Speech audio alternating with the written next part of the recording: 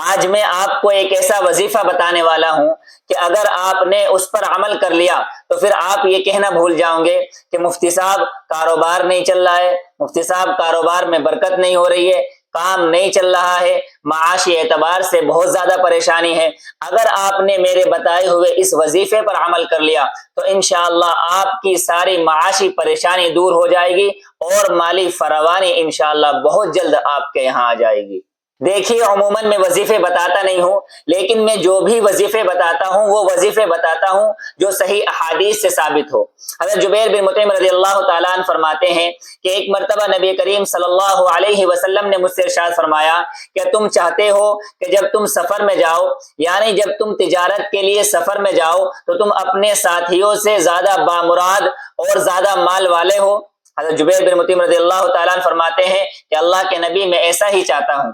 تو آپ صلی اللہ علیہ وسلم نے ارشاد فرمایا کہ قرآن کریم کی یہ 5 صورتیں پڑھا کرو، سورہ کافرون، سورہ اذا جاء نصر اللہ والفتح، اور سورہ قل هو اللہ احد، اور قل اعوذ برب الفلق، اور قل اعوذ برب الناس۔ ان کو بسم اللہ سے شروع کرو اور بسم اللہ پر ختم کرو۔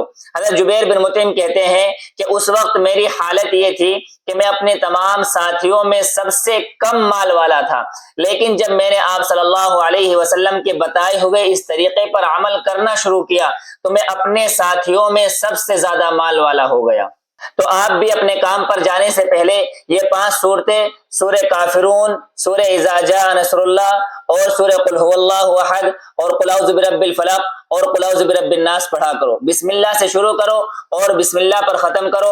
آپ بھی اپنے کام پر جانے سے پہلے، اپنے کاروبار پر جانے سے پہلے یہ وظیفہ کیا کرو، انشاءاللہ آپ کے کاروبار میں ہی برکت ہوگی، اور حضرت جبیر بن مطعم کی طرح آپ بھی اپنے تمام رشتہ داروں سے، اپنے تمام دوستوں سے سب سے زیادہ مال والے ہو جاؤں گے۔